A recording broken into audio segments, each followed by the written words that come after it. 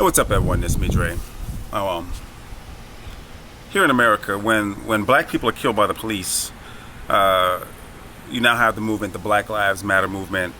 They speak out against the injustices, the police brutality against unarmed black people that are killed by the police. You have this, whites and non-blacks that will rebuttal with all lives matter, but don't say anything when a white person is killed or a black person is killed. They try to make it general. They try to detract from the fact that it's obvious. The pink elephant is in the room, but no one wants to stare at it. Unarmed black people being killed by the police, and there's always some sort of excuse why they deserve to die. You have some people that will retaliate against law enforcement, and in some instances you have a black person that has taken their anger out and shot police. I don't condone that. It's something that shouldn't happen.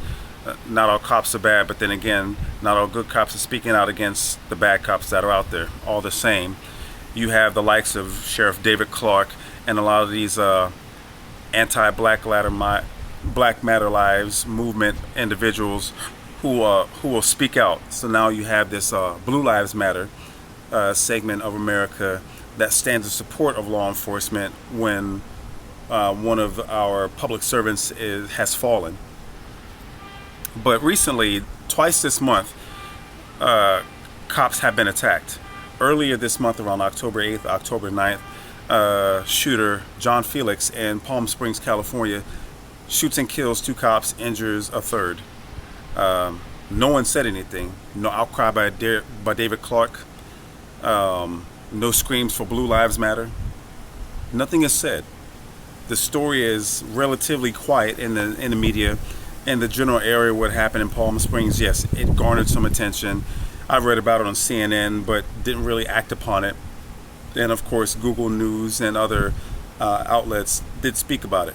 But again, no Blue Lives Matter. No one crying out for Blue Lives Matter to debunk Black Lives Matter. And then most recently, in Oklahoma, 2 cops were injured by a gentleman, Michael D. Vance, and he killed 2 of his family members. Now, of course, the officers are healthy, and that's great. Fine. But again, public servant under attack by a civilian. And once again, no cry for Blue Lives Matter. No one's trying to throw out or protect law officers who are sworn to protect and serve. So it's only when black people decide to speak out against police brutality by saying Black Lives Matter do we have this group of individuals who wish to debunk or take away from the fact that police brutality is actually happening. If all lives truly matter, then why are black lives dismissed? So we can easily say, yes, blue lives do matter, but blue lives to me don't matter, and all lives don't matter because apparently black lives don't matter. This is the narrative by America when it comes to black people speaking out and saying, hey, why are we being gunned down? Unarmed, people will make excuses about how we should comply. We should have done as we were told. This fucking thug, this fucking nigger deserved to die. And then of course the character assassination like Terrence Crutcher. So all of a sudden he's killed, hands up.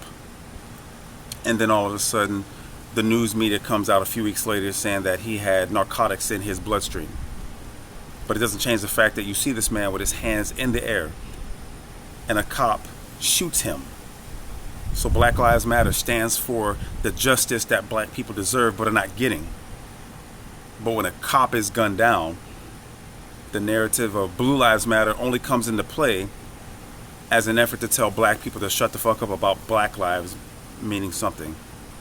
And because the shooters from Palm Springs and in Oklahoma are not black, that's another reason for no one such as David Clarke to come out and speak out against those who have attacked law enforcement. Because we all know this coon ass nigga David Clarke, he will say everything that his voters in Milwaukee County or wherever the fuck he is in Wisconsin, he'll say whatever he wants to please his Becky Sue and all the white voters to keep him in office by saying what those white people want to say but are afraid to because they don't want to be deemed as racist.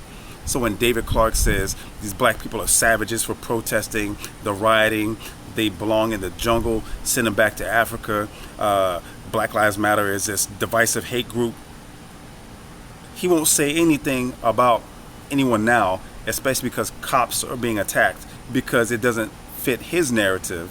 Now that you see that black people aren't the only ones that are gunning for cops, he has nothing to say unless it's actual black people, because he wants to demonize and vilify black people for the sake of his voters. I just wanted to make this video simply because you see the contradiction. Those who don't see it, it's what you call cognitive dissonance, because you see it right in front of you, but you choose not to accept the truth for what it is. Anyway, if you like this video, hope that you like, subscribe, and share. Don't forget to check me out on Facebook. Peace.